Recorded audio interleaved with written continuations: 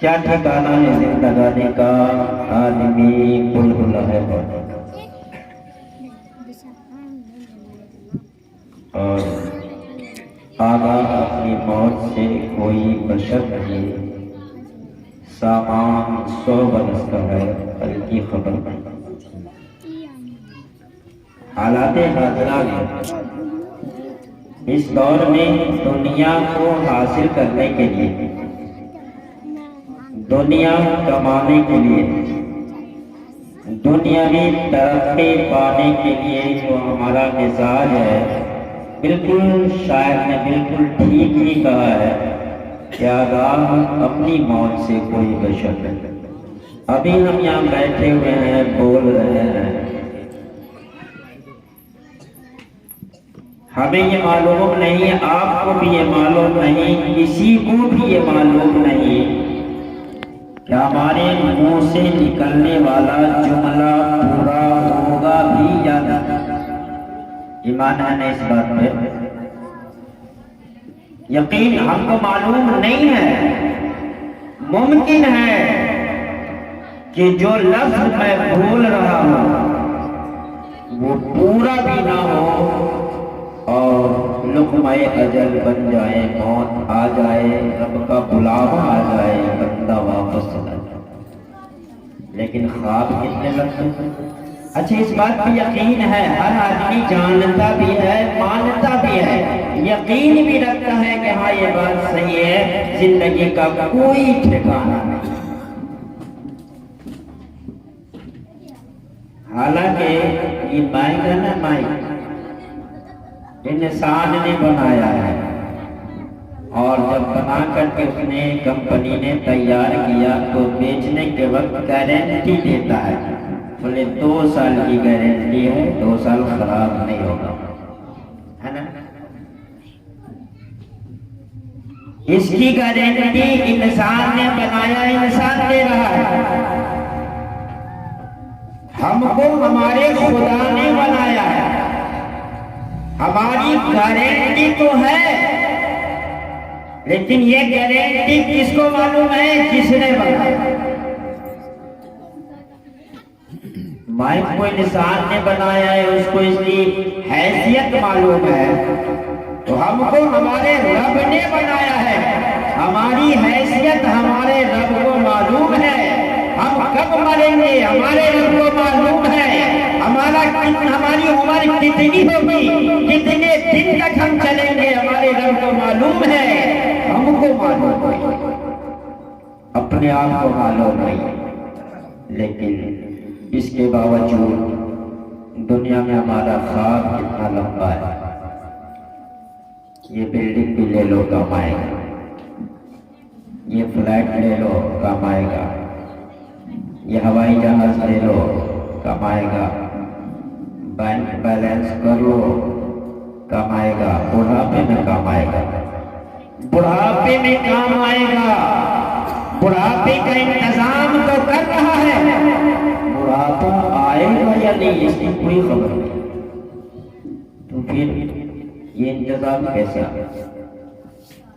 یہ انتظام کیسا؟ ہم اس انتظام کے ساتھ ساتھ ہمیں اس کا انتظام وہ انتظام کرنا چاہیے جو انتظام بڑھاپا ہی نہیں، بڑھاپے کے بعد قبر میں بھی کام آئے، حشر میں بھی کام آئے، میدان محشر میں بھی کام آئے، اور خدا کی بارگاہ میں حاضری کے وقت بھی کام آئے۔ اگر ہم نے یہ انتظام کیا ہے تو یقیناً ہم قابل تعریف ہیں، اور جب ہم نے وہ انتظام نہیں کیا تو اس انتظام سے کیا ہونے والا ہے؟ میرے محترم، دنیاوی طور پر موت ایک جان کا خبر ہے، بڑے بڑے حکمت بھر انسان کو موت دکھلا دیتی ہے، آنسو بہا کر کے نکال دیتی ہے، یقیناً جان کا خبر ہے، کیوں؟ اس لیے کہ ہم دنیا سے محبت کرتے ہیں، دنیاوی مفاد ہمارے وابستہ ہوتے ہیں مرنے والوں سے۔ اگر مرنے والوں سے ہمارا مفاد وابستہ نہ ہو تو میں سمجھتا ہوں کہ 2% ہی لوگ ایسے ہوں گے جو انسانیت کی بنیاد پہ ہوتے ہیں، نہیں تو مفاد کی بنیاد پہ ہوتے ہیں، ضرورت کی بنیاد پر ہوتے ہیں۔ انسانیت کی بنیاد پہ رونا آنا چاہیے، روئے، لیکن ایسے لوگ جو انسانیت کی بنیاد پہ روئے بغیر کسی غرض کے تو شاید کہیں 2%، کیونکہ انسان بنائی ہے انس سے، عربی گرامر کے تعلق سے انسیت، محبت۔ اللہ نے انسان کو انسان اسی لیے بنایا، پیدا کیا، اس کا نام انسان اسی لیے رکھا گیا تاکہ ایک دوسرے سے محبت کرنے والا گروہ ہو۔ حضرت سیدنا شیخ سعدی سراجی علیہ رحمت و رضوان ارشاد فرماتے ہیں، تو کس محنتیں بیک دیگراں بے غمی، تو کس محنتیں دیگراں بے غمی، نشائر نامت نہد آدھا۔ فرماتے اگر تو اپنے دوسرے بھائی کی مصیبت سے بے فکر ہے، اس کی تکلیف سے تجھے تکلیف نہیں ہوتی، اس کی بھوک سے تجھے اپنے بھوک کا احساس نہیں ہوتا، اس کی پریشانی کو تم پریشانی نہیں تصور کرتے، تو ایسی صورت میں اے انسان تم اس لائق نہیں ہو کہ تمہارا نام آدمی رکھا ہے۔ لیکن اس نوعیت سے اگر ہم دیکھیں تو کتنے لوگ آپ کو محبت کرنے والے ملیں گے، اس کا جائزہ آپ خود ہی نکالیں۔ اس نوعیت سے محبت کرنے والوں کی تعداد بہت کم ہے۔ بیٹا ہو، باپ ہو، بیوی ہو، ماں ہو، بہن ہے، یہ سب جو محبت کا اظہار کرتے ہیں، تو آپ جب غور سے دیکھیں گے تو کہیں نہ کہیں مفاد پرستی نظر آئے، جس کی وجہ سے ان کے اندر غموں کا اظہار پایا جاتا ہے۔ حالانکہ ہمیں غم ہونی چاہیے، غم کرنا کوئی گناہ نہیں ہے، افسوس کرنا گناہ نہیں ہے، اپنے بھائیوں کی رحلت پر افسوس کرنا، غم کرنا گناہ نہیں ہے، مگر اس کی بھی کچھ حدود ہے۔ ایک بیوی ایسی ہے جس کسی بیوی کا شوہر اگر انتقال کر جائے تو صرف ایک بیوی کے لیے یہ حکم ہے کہ وہ 4 مہینے 10 دن تک اس کا سوگ کرے، باقی دوسرے لوگوں کے لیے، بھائی بندوں کے لیے، رشتہ داروں کے لیے 3 دن سے زیادہ آپ غم نہیں منا سکتے، شریعت آپ کو اجازت نہیں دیتی ہے۔ آپ نے بلائیں اور جو ہو سکے جائز طریقے پر جو شریعت نے بتایا ہے، جو اسلامی تعلیمات ہے، اس کی روشنی میں آپ ایصال ثواب خوب کریں، جتنی حیثیت ہو اتنی، کوئی رکاوٹ نہیں ہے، کوئی ممانعت نہیں۔ ہاں، ان رسومات کو ادا کرنے کے لیے سودی لے لیں، کھیت بھرنا رکھ لیں، نہیں، اس کی کوئی ضرورت نہیں ہے، اس کی کوئی ضرورت نہیں ہے۔ اگر آپ کے پاس ہے تو لاکھ روپیہ ان کے نام پہ صدقہ و خیرات کر دیجیے، اور نہیں ہے ایک گلاس پانی سامنے رکھ لیا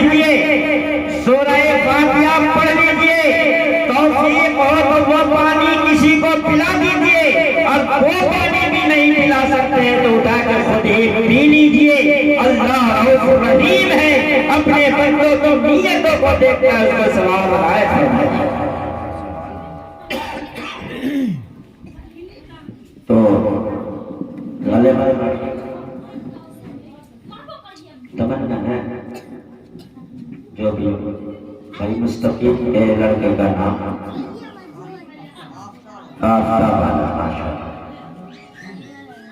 یہ کر رہے ہیں. اللہ تبارک و تعالیٰ ان کے والد کو بہترین صلہ عطا فرمائے، ثواب جاریہ کرنے کی توفیق عطا فرمائے اور انہیں ان تماموں کا ثواب عنایت فرمائے.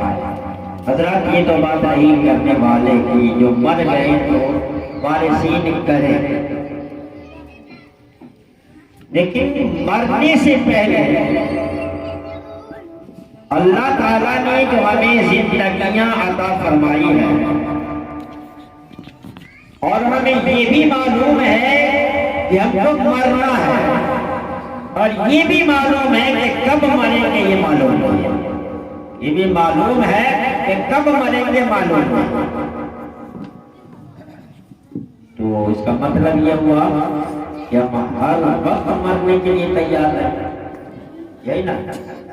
ہر وقت لوگ کہتے ہیں کہ نعوذ باللہ فلاں بیماری ہو گئی ہے تو اب اس کی کیا گارنٹی ہے؟ اب اس کی بولے کیا گارنٹی ہے؟ وہ تو سمجھو موت ہی پکڑا. موت نے آج آپ کو نہیں پکڑا، موت تو آپ کو اسی وقت پکڑ لیا جس وقت اللہ تبارک و تعالی نے آپ کی ماں کے پیٹ میں آپ کی زندگی اور رزق کو فرشتوں کے ذریعے سے دکھلایا کہ اتنے سال، اتنے مہینہ، اتنے دن یہ بندہ دنیا میں جیے گا. تو موت کو اسی وقت پکڑ گیا تو اس کے بعد مر جاتا. آج پکڑا. ہم خوش فہمی میں ہیں کہ بیمار ہو گئے تو موت پکڑ لیا. بیماری اور یہ تمام جو موت کے اسباب بنتے ہیں یہ سب موت کے ذرائع ہیں، موت نہیں ہے. دنیا کی کسی بیماری میں یہ طاقت نہیں ہے کہ کسی انسان کو مار نہیں ہے.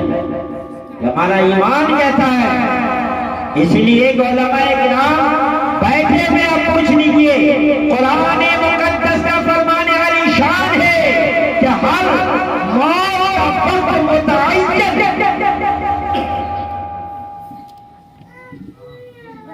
ہر موت کا وقت متعین ہے. تو یہ تو خدا کے علم میں معلوم ہے. میں نے شروع میں بتایا نا کہ مائک بنانے والے کو معلوم ہے کہ اس کی ویلیڈیٹی 2 سال گارنٹی چلے گا ہی چلے گا، اس کے بعد خراب ہو سکتا ہے. اگر موت کی خبر، موت کی کسی کو خبر نہیں تو سوال یہ ہوتا ہے کہ کیا اللہ تبارک و تعالیٰ کا علم نعوذ باللہ انسان کے علم سے بھی کم ہو گیا؟ استغفر اللہ. انسان کے بنایا اس کو معلوم ہے اور انسان کی زندگی کا کسی کو معلوم نہیں. اس موت کی خبر نہ ہونے کا مطلب یہ ہے کہ انسانوں یہ خبر تمہیں نہیں دی گئی ہے مگر خداوند قدوس کو معلوم ہے اور خداوند قدوس نے تمہیں وقت متعینہ کے لیے یہاں پہ بھیجا. اور اس کے بعد یہ مزید یہ کمپنی نے جو 2 سال کہا اس سے پہلے بھی خراب ہو جائے گا اور اس کے بعد تک بھی چلے گا. اس کا ایک مسئلے کے اندازن یہ ان کا کہنا تھا کہ بھائی یہ 2 سال چلے گا، پہلے بھی خراب ہو جائے گا، ہوگا کہ نہیں ہوگا، اور بعد تک بھی چلے گا، فکس نہیں. مگر ہمارا رب وہ ہے جس نے جس انسان کو پیدا کیا ہے، جتنی زندگی دی ہے، ارے 2-4 دن، 2-4 مہینہ، 2-4 سال آگے پیچھے نہیں بلکہ 2-4 سیکنڈ بھی آگے پیچھے نہیں ہوگا. جو رب نے متعین کیا ہے اسی لمحے میں، اسی سانس میں، اسی گھڑی میں موت آئے چاہے آپ جہاں. آیا کہ حضرت سلیمان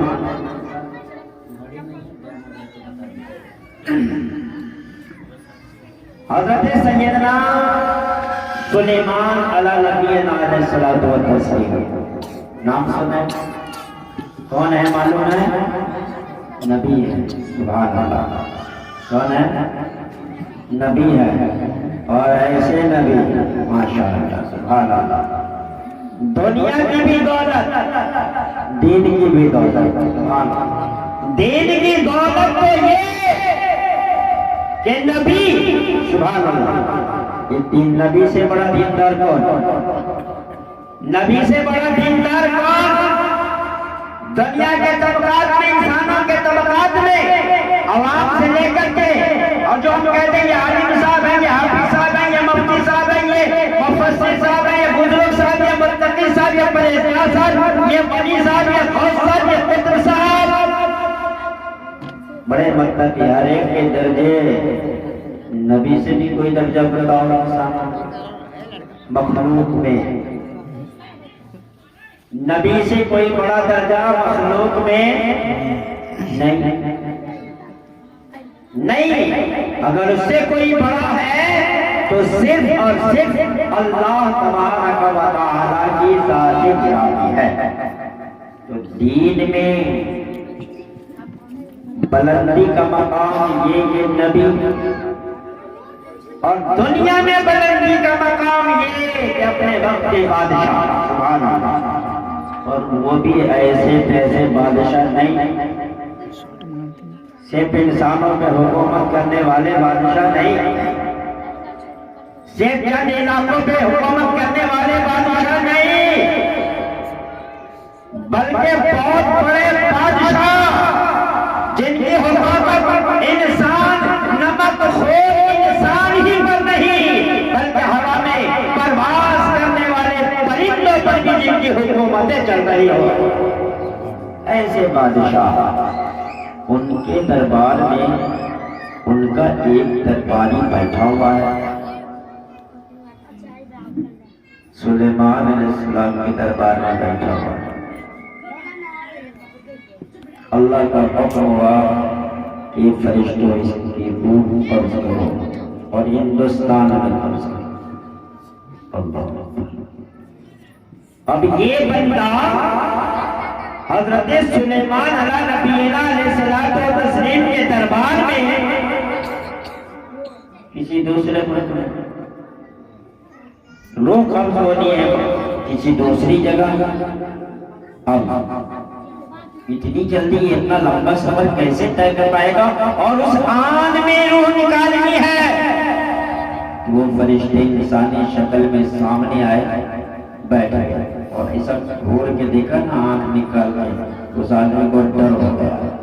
حضرت سلیمان علیہ السلام سے فرمایا حضور یہ آدمی جو ہے نا ہم کو بہت گھور کے دیکھتا ہے آنکھ گھور کے دیکھ رہا ہے ہم کو ڈر لگ رہا ہے جلدی ہم کو یہاں سے کہیں بھیج دیجیے. حضرت سلیمان علیہ السلام نے ہوا کو حکم دیا. ہوا نے اس کو اڑایا اڑا کر کے لا کر کے مان لیجیے ہندوستان میں بیٹھا دیا. جو ہی اترا کہ مجھے بتانا یہ ہے کہ جہاں موت آنی ہوگی رب تبارک و تعالی ایسے اسباب پیدا فرما دیتا ہے اور وہ بندہ وہاں پہنچ جاتا ہے. فرشتے وہاں پہنچ جاتے ہیں روح نکال لیجیے. تو ایک بات آئی میں نے کہا کہ مرنے کے بعد وارثین کو جو توفیق ہوتی ہے وہ کرتے ہیں یہ سال ثواب کے لیے. یہ تو ایک الگ بات ہے. ہم کو جو اللہ تعالیٰ نے زندگی عطا فرمائی ہے تو ہم کو خدا نے دوسرے کے عمل کرنے کے لیے نہیں بھیجا ہے. دوسرے کے ذریعے سے ہماری نجات ہو دوسرے کے دعاؤں سے ہماری بخشش ہو دوسرے کے سارے ثواب سے ہمارے عذاب قبر ٹلے اس کے لیے نہیں بلکہ جو تمہیں دنیا میں بھیجا ہے اپنے لیے اپنی آخرت سنوارنے کی ذمہ داری بنتے تمہارے اوپر خود ہے. خود ہمیں ایسے اعمال کرنے چاہیے جس سے اللہ تعالیٰ خوش ہو کر کے اور اپنی رحمتوں کے سامیانے میں جگہ عطا فرماتا. اس کے لیے کیا کرنا چاہیے؟ تو کیا نہیں کرنا چاہیے کیا کرنا چاہیے وہ مت پوچھئے. اگر پورے معاملات کو ایک لفظ میں سننا چاہتے ہیں تو اس کا مطلب یہ ہے ہر برائی کو چھوڑ دو اور ہر نیکی کو کرنے لگو. یہ تو ایک لفظ میں پوری زندگی آ گئی.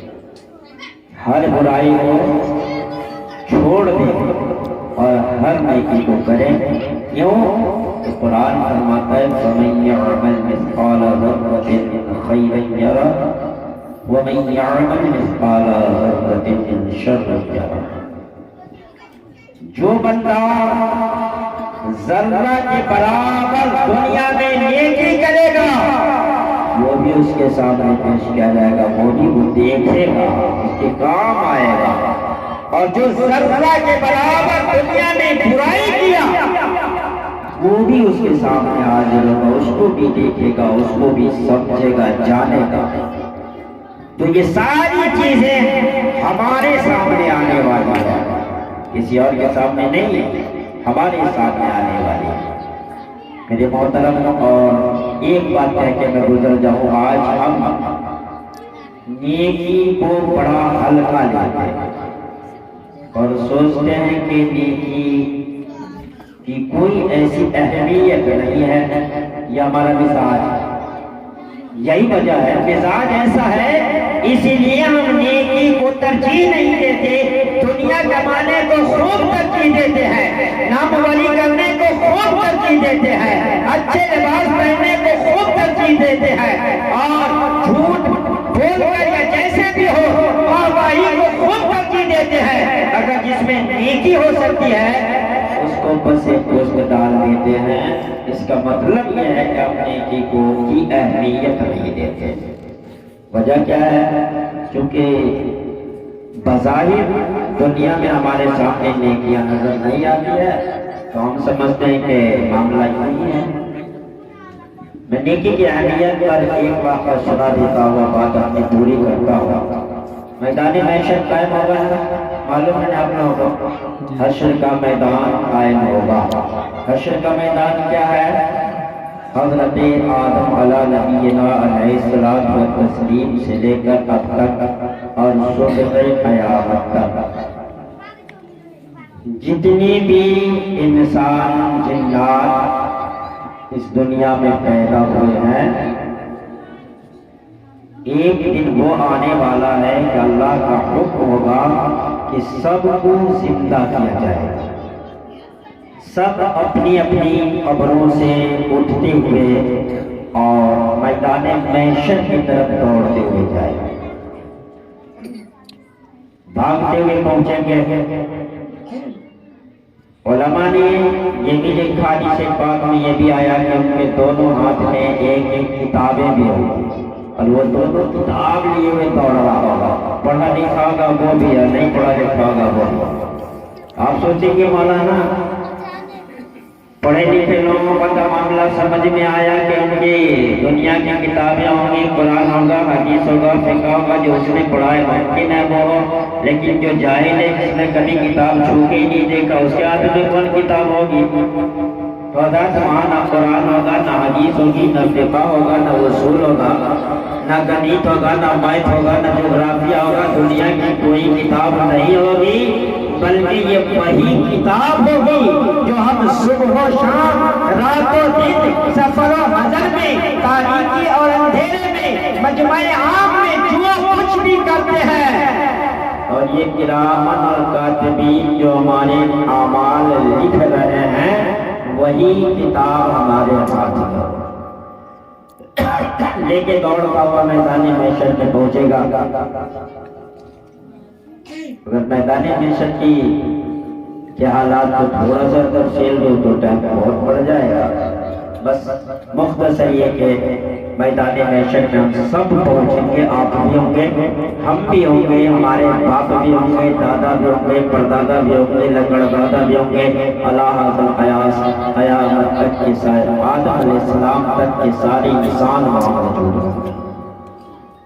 چاہے کہ یہ جمع ہوئے بھائی, جمع ہوئے کیوں بنے یہ صاحب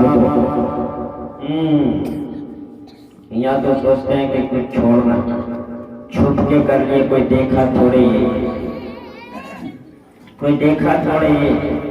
اللہ سب سے پہلے تو اللہ نے دیکھ ہی لیا, نہیں دیکھا کچھ بھی کیا تو اللہ نے دیکھا. ساتھ کے مار کے اندر بند ہو کے تنہائی میں آپ جو کچھ بھی کیے کسی نے نہیں دیکھا. خدا نے دیکھا کہ نہیں دیکھا؟ بولیے, خدا نے دیکھا. وہی تو حساب لے گا. جو منشی ہے, جو محتسب ہے, جو مالک ہے سزا سزا کا, وہی دیکھ لیا. کوئی دیکھے نہ دیکھے اس سے کیا ہونے والا, خدا تو دیکھ ہی لیا. تو سوال ہوتا ہے جب خدا نے دیکھ ہی لیا تو پھر یہ حساب کیا, کیسا حساب؟ اللہ کو معلوم ہے, اس نے دیکھ لیا ہے, پھر یہ کتاب کیسا, وہ حساب کیسا؟ اس کا جواب ہمارے ایک شاعر نے, کسی بزرگ شاعر نے دیا ہے کہ فقط اتنا سبب ہے انعقاد بزم محشر کا, فقط اتنا سبب ہے انعقاد بزم محشر کا کہ تیری شان محبوبی دکھائی جانے والی ہے. بات میں ادھر ابھی نہیں جاؤں گا, ادھر میں ابھی نہیں جاؤں گا, بس اشارہ کر دیا. حساب ہوگا اور میدان محشر کیسا ہوگا؟ تانبے کی زمین ہوگی, سورج قریب ہوگا, سوا نیزہ اللہ والا کیا ہے مجھے معلوم نہیں, سوا نیزہ کیا ہے مجھے معلوم نہیں, اللہ والا اتنا قریب ہوگا. اتنا معلوم ہے کہ لوگوں کے حالات ایسے ہوں گے, دوڑے پھر رہے ہوں گے, بھاگے پھر رہے ہوں گے, کوئی تو ہو جو حساب و کتاب کا معاملہ شروع کروائے. اللہ شروع بھی نہیں ہو رہا. گرمی کا حال یہ ہوگا کہ انسان کے جسموں سے اتنے پسینے نکلیں گے, اتنے پسینے. علماء فرماتے ہیں کہ اگر اس میں کشتی ڈال دے تو چلنے لگے, ناؤ تیرنے لگے, یعنی ندی کی طرح آنسو کا سمندر ہوگا. اللہ پسینے کا سمندر ہوگا. اللہ